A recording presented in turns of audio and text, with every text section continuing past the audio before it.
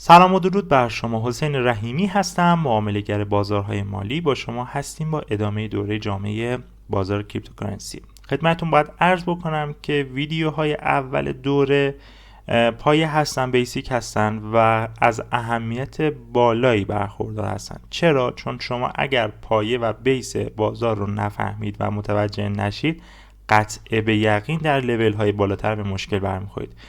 من در ویدیوهای بعدی و در ویدیوهای پیشرفته تر فرضم بر اینه که تمام کسانی که دارن ویدیو رو میبینن این قسمت ها رو با دقت تمام گذروندن و اونجا خیلی راحت از اصطلاحات حرفه‌ای استفاده میکنن و حرف هایی به کار میره که اگر این قسمت ها رو ندیده باشید کامل نمیتونید متوجه بشید و این تجربه رو من بارها و بارها توی کلاس ها داشتم که عزیزانی که توی دوره‌های پیشرفته نتیجه خاصی نگرفتن، دلیلشون این بوده که میگفتن که استاد شما از کلماتی توی کلاس استفاده میکنید که ما نمیدونیم. خب این ویدیوها ضبط شدن برای اینکه شما برای همیشه نه تنها توی کلاس من بلکه هر جایی نشستید و هر مطلبی رو خوندید متوجه بشید که منظور فرد مقابلتون چی هستش.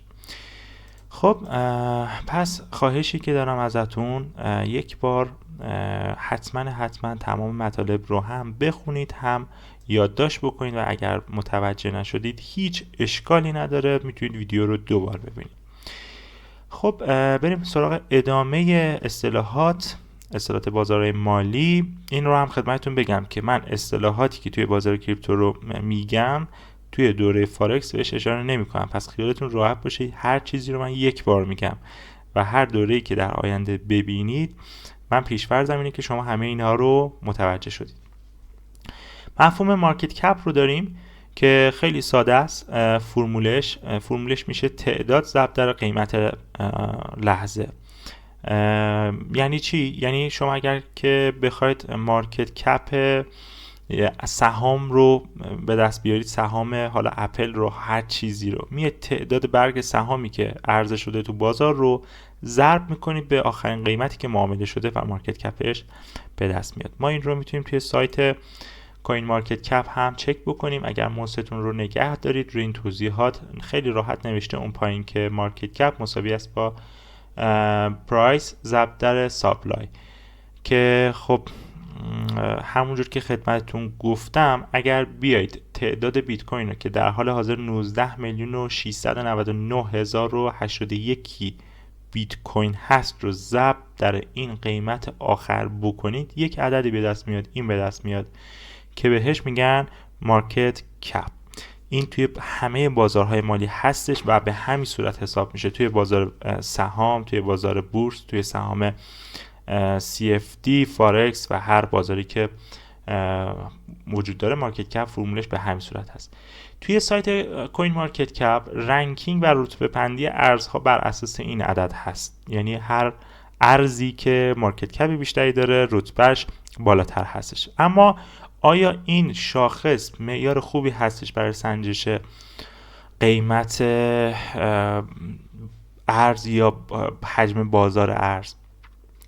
باید خدمتتون بگم که خب من یه مقدار دوست دارم که خیلی جاها از ریالایز کپ استفاده بکنم تا مارکت کپ.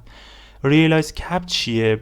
ببینید ریالایز کپ یک میانگین متوسط هست برای ارز که شاخص بهتری میتونه باشه. یعنی چی؟ یعنی اینکه از تمام این 19 میلیون بیت کوینی که در حال حاضر وجود دارن، اگر بخوایم ببینیم که چه تعدادی تو چه قیمتی خرید و فروش شدن، خب برای ما معیار خیلی خوبیه. من اینجا براتون یک مثالی زدم، میتونید استاپ بکنید و برای خودتون بخونید، خیلی میتونه کمک بکنه. ببینید اگر من اینجا یک مثال زدم که 10 تا بیت کوین توی قیمت $5,000 خریده شده باشه، 5 تا بیت کوین هم توی قیمت $15,000 و 15 تا بیت کوین هم توی قیمت $10,000، متوسط قیمت خرید یا میانگین متوسط چه عددی میشه؟ خیلی راحت هر قیمت رو ضرب در تعدادش میکنیم، با هم جمع میکنیم، تقسیم بر 3 میکنیم، یه عددی به دست میاد. خب من اینجا یک صفر برای این کم گذاشتم، اشتباه تایپی هستش و میانگین وزنی این نمیشه.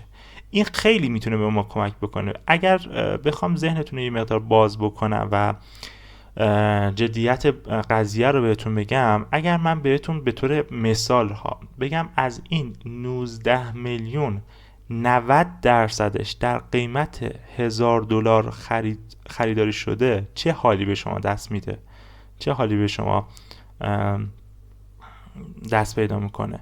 خب نگاه بکنید، اینجا نوشته مارکت کپش انقدره، ولی این مارکت کپ میتونه به خاطر 10% از بیت کوین هایی باشه که توی بازار هستن و شما به عنوان تریدری که میخواید حرفه‌ای تر کار بکنید باید شاخص و ریت ریلایز کپ هم بدونید که بهتون گفتم چجوری حساب میشه. از اولین معامله که روی بیت کوین ثبت شده تا به الان بر اساس تعداد و مقدار که میتونه خیلی دیتای وحشتناک و ترسناکی باشه حساب کتاب شده و یه عددی به ما بداده که بهش میگن ریلایز کپ، که در آخرای دوره کریپتوکارنسی در یک ویدیوی جداگانه در مورد با آنچین بازار کریپتوکارنسی صحبت میکنم و اونجا بهتون میگم که ریلایز کپ های ارزها چجوری دیده میشن و از چه سایت هایی میتونید خروجی بگیرید که سر وقتش و سر موقعش در خدمتتون هستیم. ولی اینجا فقط مفهوم رو خدمتتون گفتم که در اون ویدیو متوجه بشید منظورم از ریلایز کپ چیه. یه میانگین وزنی که به شدت میتونه به ما کمک بکنه. خب اگر قیمت بیت کوین بیاد زیر عدد ریلایز کپ، میتونه این رو به ما نشون بده که 80% یا 70% کسایی که بیت کوین خریدن توی ضرر هستن و قاعدتاً هیچ خریداری داراییش رو زیر قیمت خرید نمیفروشه و اگر قیمت بالای ریلایز کپ باشه نشون میده که هولدرهای بیت کوین توی سود هستن و درصدشون برای ما خیلی حائز اهمیت هستش. مفهوم بعدی که باز هم در بازارهای مالی وجود داره دامیننس هست. چیلگی بهش میگن، سهم بازار بهش میگن و خب اصطلاحات دیگه‌ای هم هستش که بهش میگن، ولی ما اینجا دامیننس رو همون سهم بازار میگیم. یعنی چی؟ ببینید، بخوام اگر یک مثالی رو بزنم، اگر ما کل زمین‌های کره زمین رو 100 در نظر بگیریم، یعنی 100% در نظر بگیریم، ایران یک مقداری از این 100% هستش که خب برای اینکه به دستش بیاریم حاصل تقسیم مقدار حالا متراژ زمین، متراژ ایران به زمین هستش که یه درصدی میشه از 100%. خب یعنی میتونیم بگیم که ایران مثلا نمیدونم 7% از کل کره زمین رو تشکیل میده، یعنی سهم ایران از کره زمین انقدره، در حالی که مثلا کشورهای بزرگتری هستن مثل هند سهم بیشتری دارن، دامیننس بیشتری دارن، مثل چین میتونه خب زمین بیشتری داشته باشن و مثل روسیه و الی آخر. اگر بازار کریپتوکارنسی رو همینجوری در نظر بگیریم، از کل بازار مقداری مشخصش برای بیت کوین هستش. اجازه بدید من برم روی هیت مپ و این رو خیلی راحت‌تر نشونتون بدم. شاید این تصویر بتونه بهتر قضیه رو انتقال بده. ببینید، اگر کل بازار کریپتوکارنسی این چیزی باشه که شما دارید میبینید، همونجور که متوجه میشید این پایین نوشته که دامیننس 53%، 53.7%. یعنی چی؟ یعنی تقریبا از کل این صفحه‌ای که دارید میبینید و کل بازار کریپتوکارنسی، سهم مارکت، سهم بازار بیت کوین 53%. خب این خیلی میتونه نکته مهمی باشه. ببینید میریم جلوتر و من توی توضیحاتم میگم که دامیننس مثلا اتریوم انقدر نسبت به حجم، دامیننس نمیدونم بی ان بی انقدر نسبت به مارکت کپ. خب و خب اونجا شما باید سریع بفهمید که منظور چیه. ببینید اینجا نوشته مارکت کپ رو، ولی این چیزی که دارید میبینید بر اساس معذرت میخوام، شما دارید میبینید دامیننس رو، ولی این چیزی که شما دارید میبینید بر اساس مارکت کپه.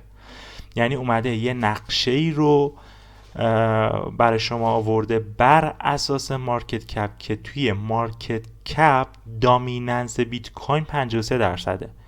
و ما میتونیم دامیننس بیت کوین رو در حجم هم حساب بکنیم. دامیننس و سهم بازار بیت کوین رو در نمیدونم چی بگیم دیگه، ریلایز کپ حساب بکنیم و شاخصهای دیگه. پس ما به این صورت سهم بازار رو میایم نشون میدیم و باهاش خیلی کار میکنیم که در آینده بهتون میگم که اگر دامیننس و سهم بازار بیت کوین کم بشه چه اتفاق میفته. میتونه مثلا به اینها اضافه بشه.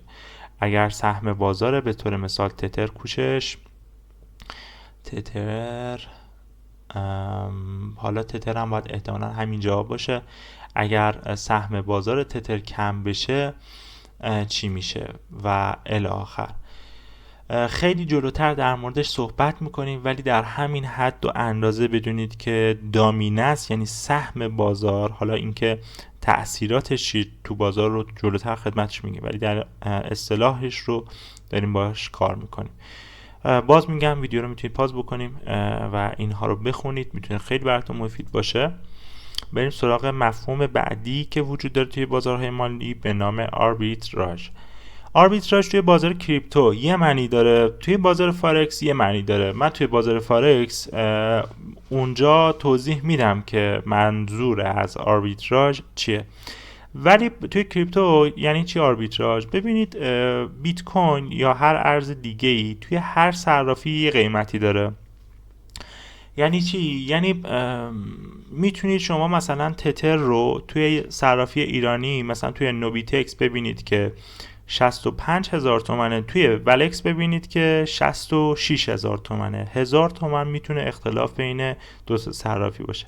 خب شما خیلی راحت میتونید چیکار بکنید؟ برید از مارکت A که ارزون تره بخرید، بیاید تو مارکت B بفروشید. اینجا توی هر $1 که این کارو بکنید، حالا اگر کارمزد رو کم بکنیم، شما میتونید توی هر $1 1000 تومان سود بکنید و توی تعداد بالا میتونید یه سود خوبی رو ببرید. به این عمل، به عملیاتی که الان توضیح دادم خدمتتون میگن آربیتراژ.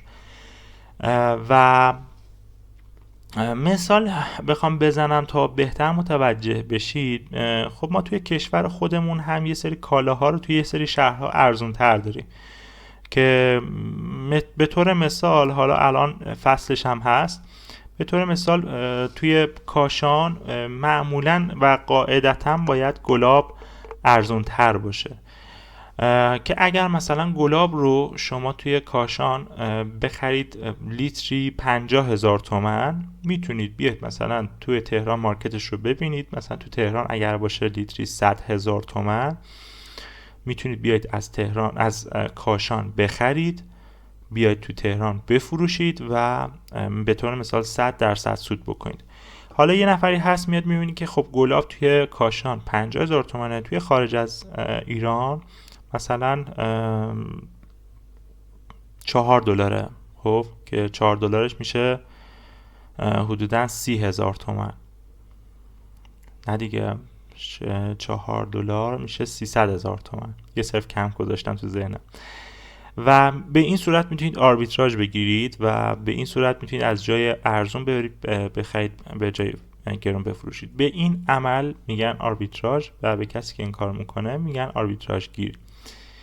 و خب توی زمان قدیم 3 سال پیش که من آربیتراژ یه مقدار میگرفتم، اون موقع خب ربات های خیلی قوی بود که ویدیوشو ضبط فکر نکنم بکنم، چون الان اونقدر دیگه به کار نمیاد، یا شاید هم یه روز این کار کردم، ولی خیلی میتونستیم با ربات ها و سایت های قوی کار بکنیم که به ما نشون بده که در حال حاضر و توی لحظه کدوم صرافی داره ارزونتر میفروشه، کدوم صرافی گرونتره و خیلی راحت میتونستیم تراکنش انجام بدیم و بفروشیم.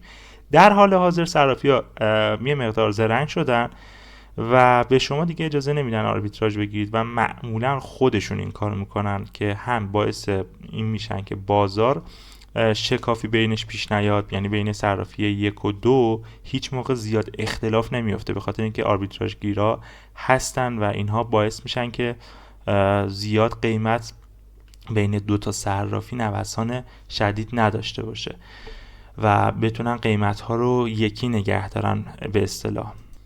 که خب ما یه زمانی توی بیتسکپ این کار رو انجام میدادیم، ولی خب الان صرافی ها همونجور که خدمتتون گفتم اجازه نمیدن و کار به شدت سختی. البته که من 3 سال پیش توی دوره‌ای که برگزار میشد با یکی از دانشجوام آشنا شدم که میگفت من آربیتراژ میگیرم و بعد از 3 سال چند روز پیش باش دوباره صحبت میکردم و ایشون میگفت همچنان داره آربیتراژ میگیره ولی حجم پول به شدت سنگینی داره که بتونه سود بکنه و یه جورایی چون مشتری قدیمی صرافی‌ها هست، صرافی‌ها میشناسنش و میگفت خیلی سخت شده نسبت به 3 سال پیش ولی همچنان آربیتراژ میگیره و کسب سود هم داره. پس مفهوم آربیتراژ رو خدمتتون گفتیم و همونجور که گفتم توی بازار فارکس مفهوم و معنی دیگری داره اونجا و به موقعش بهتون میگم که داستان چیه. مفهوم بعدی که خیلی به کار میره توی بازار مالی که احتمالا شنیده باشید فومو هستش که fear of missing out هست. حالا اومدن حروفای اولش رو برداشتن و مخفف شده فومو که یه جوری ترس از دست دادن و ترس عقب موندن هستش که خیلی پیش میاد. معمولا تا 2 سال اول معامله گری یه چیز کاملا طبیعیه، هر کسی بخواد بگه وجود نداره، یه جورایی داره خودش رو گول میزنه. به محض اینکه یک نفر سود بکنه و ببینید یک تعدادی تو سود هستن شما هم فومو میگیرید و احساس میکنید که دارید از بازار جا میمونید و بایستی به مرور و با تمرین کنترلش بکنید که در دوره مدیریت سرمایه و سیستم سازی راهکارهایی رو خدمتون ارائه میدم، ولی از نظر مفهومی همین که بدونید فومو مفهومش چیه کفایت میکنه. مفهوم بعدی که در خدمتتون هستیم تریگر هست، شرط یا دلیل، حالا هر چیزی میتونه تریگر باشه که توی خیلی جاها استفاده میشه. ببینید ما یه سری معاملات و اوردرهای تریگری داریم که توی قسمت اوردر گذاری حتما بهش میپردازیم که شما میتونید سفارش ثبت بکنید توی صرافی و بهش تریگر بدید. یعنی چی؟ یعنی به شرط بدید. یعنی میاد میگید که آقا من بیت کوین رو توی این قیمت میخوام لیمیت بکنم، یعنی بخرم و تریگرم اینه و شرط میذارید که چه زمانی این رو میخواید بخرید و اونجا مفهوم تریگر یه معنی داره. تریگر توی پرایس اکشن و توی معامله گری هم یه معنی داره، ولی در حالت کلی هر جایی که صحبت از تریگر شد منظور شرطه. وقتی شما یه شرطی میخواید یک جایی بذارید اصطلاح عامیانش میشه تریگر. بخوام یه مثالی بزنم که قضیه تریگر جا بیفته، ببینید اگر به شما بگن که از چند نفر بپرسن که آقا به نظر شما چه وقتی بارون میاد، نفر اول میگه که من زمانی میگم امروز بارون میاد که اون روز توی فصل زمستون باشه. یعنی یکی از شرط هایی که گذاشته اینه که فصل زمستون باشه، یعنی تریگرش یا شرطش اینه که زمستون باشه میتونه بارون بیاد. فرد دوم میگه که من میگم که روزی که توی زمستون باشه و هوا ابری باشه. شرط نفر دوم 2 تا شد، یعنی تریگرش 2 تا شد. نفر سوم میتونه بگه که آقا هم زمستون باشه هم هوا ابری باشه هم عرضم به حضورتون که رعد و برق بیاد که شرطش میشه 3 تا. ما توی معامله گری هم این کارو میکنیم و شروطی برای خودمون میذاریم برای ورود به معامله که بهش میگن تریگر. یعنی فردی که میخواد بیت کوین رو بخره میاد شرط میذاره، میگه اگر که بیت کوین روی حمایت باشه این میشه یه تریگرش، اگر خط روند منو بشکنه مثلا این 2 تا تریگرش، یا هزار دلیل دیگه میتونه بر خودش بیاره که ما به اصطلاح میگیم تریگر. توی اوردر گذاری هم خدمتتون گفتیم و هر جا که از شرط استفاده بکنیم میگیم تریگر. حتی توی قضیه ربات نویسی هم ما ازش استفاده میکنیم و به کار میبریم. خب اسلاید بعدی در مورد با ایردراپ هستش، مفهومی که احتمالاً تا الان خیلی شنیده باشید. کمپانی‌ها و گروه‌هایی که میخوان برای اولین بار از ارز خودشون رو نمایی بکنن، میان چیکار میکنن؟ به هوادارهای خودشون، یعنی به افراد معمولی، میان یه سری بونوس میدن، یه سری ارز رایگان میدن در قبال یک کاری که طرفدار پیدا بکنن. به زبون دیگه‌ای ببینید، الان مثلا این قضیه برای 2 ماه پیشه، یه صرافی ایرانی که تازه باز شده برای اینکه جذب یوزر بکنه اومد چیکار کرد؟ اومد گفتش که آقا هر کسی که توی صرافی من احراز هویت بکنه من مقداری بیت کوین توی حساب شارژ میکنم. خب یه جوری داره ایردراپ میده برای اینکه اسمش شناخته بشه. این خب توی تبلیغات خیلی زیاد هستش، احتمالا توی مارکت ها و مال ها وقتی رفته باشید میبینید که یه سری از غرفه ها داره نوشیدنی رایگان میده، داره مثلا تسترهای رایگان میده. به خاطر چیه؟ به خاطر اینکه برند خودش رو، به خاطر اینکه اون چیزی که داره رو ارائه بده و برای خودش یوزر جذب بکنه. توی بازار کریپتوکارنسی هم داریم. خیلی از سایت ها، خیلی از کمپانی ها میان در قبال یک عملی، حالا میگن که یا ما رو فالو بکنید، یا ما رو استوری بکنید، یا بیایید مثلا ثبت نام بکنید، یا توی کیف پولتون مثلا یک کاری بکنید، ما بهتون مثلا $10 ایردراپ میدیم، $20 ایردراپ میدیم. برای نات کوین که ارز تلگرام بود، یادتون باشه میگفتن که بیایید با انگشت دکمه هر رو فشار بدید، به هر یک تعدادی که به هر یک دونه لمسی که شما بکنید یه مقدار ما به شما ایردراپ میدیم. و خب ترکون دیگه، هر جای تو فضای مجازی میدیدین که صحبت از ارز تلگرام و اینجوری تونست خودش رو مطرح بکنه. الان هم داره توی صرافی ها لیست میشه و خب تونست یوزر خیلی خوبی بگیره و محبوبیت خوبی رو بگیره. این که چجوری بفهمیم چه ارزی ایردراپ داره و از کجا بفهمیم رو جلوتر بهتون میگیم و جلوتر بهش میپردازیم. صرفاً میخواستیم بگیم که ایردراپ چیه. قبل از اینکه بریم سراغ مفهوم بعدی، من اینجا ICO هم گفتم که فرق داره دیگه. ایردراپ با ICO فرق داره که فرقش اینه که اون عرضه اولیه است، یعنی به شما میفروشن، اینجا رایگان بهتون میدن و متفاوت هستش. و بعد از اینکه ایردراپ رو میدن معمولا یه مدت میگذره و بعد توی صرافی ها لیست میشه. ما مفهومی داریم توی بازارهای مالی به نام بریج کردن که خیلی مهمه.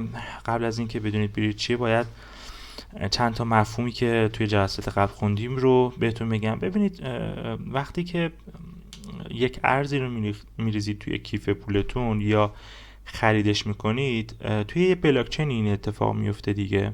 خب ما بلاکچین زیاد داشتیم و بلاکچین بیت کوین هست، اتریوم هست، ترون هست و پولیگون هست، بلاکچین های بایننس اسمارت چین هست، به 20 هست و خیلی بلاکچین های دیگه که به مرور زمان دونه دونه یاد میگیرید و حفظش میکنید. ولی اگر شما برید بیت کوین رو، حالا بذارید یه ارز دیگه بگم، مثلا تتر فکر میکنم خوبه، تتر رو توی بلاکچین و در بستر مثلا دارم میگم شبکه ترون بخرید،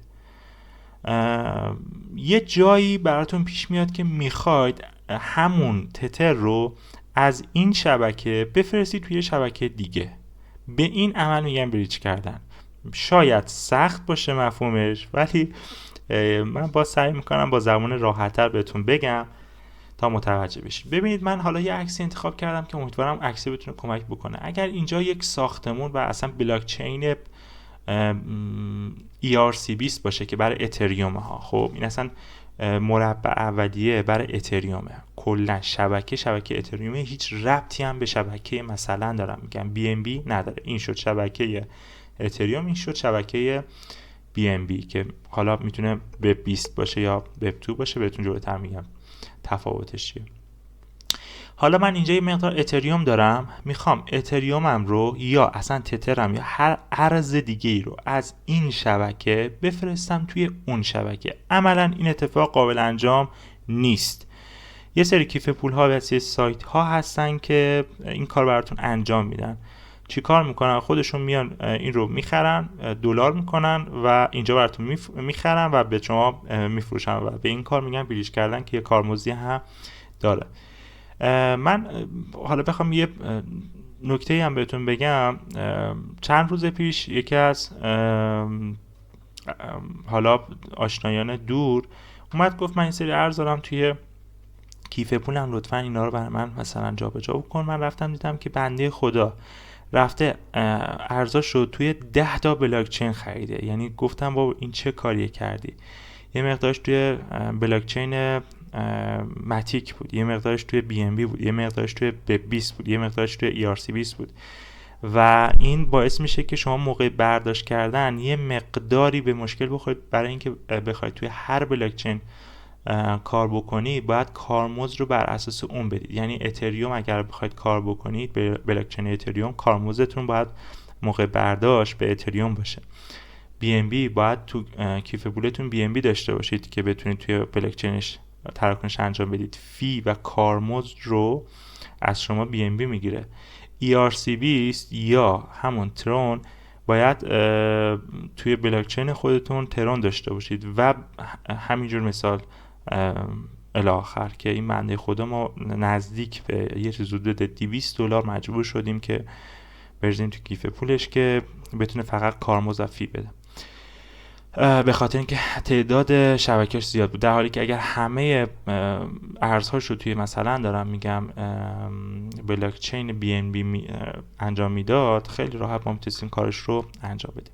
پس بریج رو خدمتون گفتم، جابجایی بین ارزها بین 2 تا بلاک چین و 2 تا شبکه که بهش بریج میگن. بریم مفهوم بعدی که API هست. خب API چیه؟ ببینید نکته که وجود داره، API خیلی مفهوم مهمیه که باید بلد باشید. هر سایتی، هر صرافی، هر پلتفرم قوی یه دسترسی به شما میده که میریم جلوتر دنیایه و من سعی میکنم توی ویدیوهای پیشرفته تر خیلی حالتون رو خوب بکنم، چون اونجا واقعا میتونیم خیلی کارهای حرفه‌ای بکنیم. ببینید یعنی چی؟ ببینید من توی تریدینگ ویو، سایت تریدینگ ویو میتونم مثلا یه اندیکاتور داشته باشم. دوست دارم این اندیکاتور هر موقع به من سیگنال خرید داد بیاد چیکار کنه؟ بیاد به من مثلا SMS بده. خب این کارو که خیلی راحت انجام میده چون نوتیفای SMS داره، ولی دوست دارم که مثلا بیاد چیکار کنه؟ بیاد خودش توی صرافی من اوردر بذاره. این کار قابل انجام هست و خیلی هم راحته. منتهای مرتبه چه اتفاقی میفته؟ شما باید API صرافیتون رو بگیرید و وصل بکنید به API تریدینگ ویوتون که این اتفاق بیفته. یه جورایی API مثل ریموت کنترله و شما میتونید یه سری دسترسی ها رو، اون دسترسی هایی که توی اون پلتفرم هست رو بگیرید و بدید. یه جورایی هم گیرنده است هم فرستنده است. خب که بخوام یه مثال دیگه بزنم براتون جا بیفته، ببینید اگر شما بخواید یک سیستم خیلی خفنی درست بکنید که نیاز داشته باشید که همزمان 3 تا دیتا بگیرید. خب الان خود همین سایت کوین 360 میخواید مثلا این بلوکایی که دارید میبینید که سایزاش هی داره تغییر میکنه، شما نیاز دارید که از این اطلاعات لحظه‌ای دامیننس بگیرید. به هر دلیلی یه رباتی نوشتید که نیاز داره بدون دامیننس بیت کوین چقدره، حالا میخواد بر اساس این خرید و فروش بکنید. شما میاد بر اساس API سایت کوین 360 یه خروجی ازش میگیرید که احتمالاً من لاگین بکنم اینجا API داره. میگه آقا به من API این رو بده، یعنی دسترسی اینو بده که من بتونم دامیننس رو از اینجا به ربات خودم بفرستم. از سایت کوین مارکت کپ میاد یه چیز دیگه میگیرید، نمیدونم مثلا میاد اینجا پرایس میگیرید، خب و میاد قیمت رو یا رنکینگ رو یا هر اطلاعات دیگر رو میگیرید. ربات دارید مینویسید، نیاز دارید که این اتفاق بیفته، میایید بر اساس API که داره وصل میکنید به رباتتون و از تریدینگ ویو مثلا 3 تا 4 تا سایت و API میگیرید، وصل میکنید و در نهایت یه خروجی میگیرید. این دسترسی هایی که اکثر 80-90% سایت ها دارن بهش میگن API. پس هر جایی که دیدید توی منوی نوشته API، منظور دسترسی هایی که میتونید شما به ربات خودتون بدید یا به سایت های دیگه بدید برای عملیات های پیشرفته تری که جلوتر سعی میکنم بهتون بگم. در حال حاضر سایت آموزش سایت تریدینگ ویو ضبط شده و من میخوام قسمت ارسال سیگنال و ارسال پیام از تریدینگ ویو به تلگرام رو ضبط بکنم. چجوری این کار میکنم؟ میام یک API از تلگرام میگیرم، یه API از تریدینگ ویو میگیرم، اینا رو به هم متصل میکنم و دستورش رو مینویسم که بیا وقتی که این اندیکاتور من سیگنال خرید داد توی تلگرام یه پیغام به من بفرسته که بیت کوین رو بخر. و البته خیلی پیشرفته ترها، قیمت ورود، استاپ لاس، تارگت، حجم و 1000 تا دیتای دیگه میتونیم بهش تعریف کنیم. همه این اتفاق از طریق API میفته. بریم سراغ مفهوم بعدی که بهش میگن مارتینگل. خب مارتینگل چیه؟ خیلی اسمش رو شنیدید. مارتینگل برای اولین بار از یک قمارباز امریکایی، اگر اشتباه نکنم اصطلاحی بود که اسمش هم یادم رفته، ایشون ابداع کردن. خب به این صورت بود که ایشون در 90% مواقعی که خب قمار میکرد سود میکرد و روزش رو با سود میبست. به چه صورت؟ به این صورت که وقتی که شرط میبست در اولین بار اگر میباخت برای دومین بار شرطش رو 2 برابر میکرد، دوبل میکرد. اگر میباخت دفعه بعدی توی بار سوم دوبل دفعات قبل میکرد و بالاخره بعد از 10 بار یا 15 بار یک بار شرطش درست میشد و چون حجمش سنگین تر میشد تمام ضررهاش رو جبران میکرد و یه سودی هم براش میبود. اگر که فیلم فوکوس رو دیده باشید که آقای ویل اسمیت بازی کرده و به شدت فیلم قشنگی هم هستش، پیشنهاد میکنم ببینید.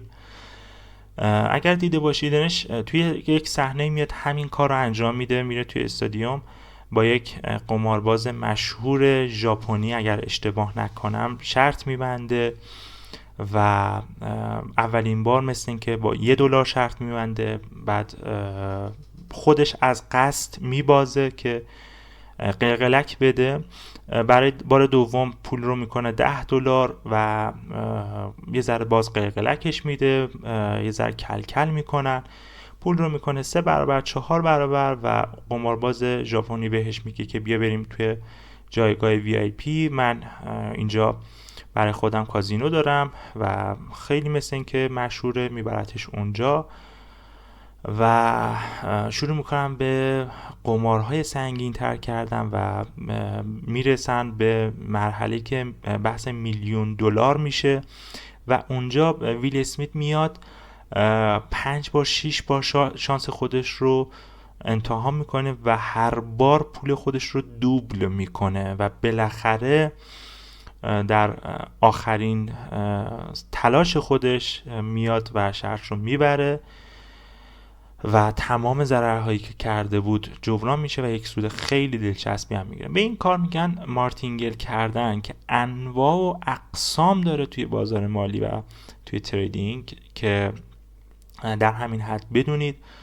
و تقریبا مدیریت سرمایه توی مارتینگل کردن نادیده گرفته میشه. یعنی به شما معمولا میگن یک سهامی رو بخرید، اگر رفتید توی ضرر 2 برابرش رو بخرید و همینجوری تکرار میشه، ولی خدا اون روز رو نیاره که بازار بر نگرده و شما همینجوری دارید سرمایه دوب میکنید، یا سرمایه‌تون تموم میشه یا سرمایه‌تون از بین میره که جلوتر در موردش صحبت حتما خواهیم کرد و روشیه که پیشنهادش نمی کنم. ویدیو 35 دقیقه شد، خیلی میتونستم در مورد و خیلی از مطالبی که تا اینجا گفته شد صحبت بکنم، ترجیح میدم توی کلاس حضوری یا اینکه توی پشتیبانی برای کسایی که ویدیو رو میبینن در مورد با سوالاتتون و مطالب مهمتر صحبت بکنم که نکته هاش و تیتراژ رو توی ویدیو گفتم. امیدوارم که روز خوبی داشته باشید، پرسود و پربرکت باشید.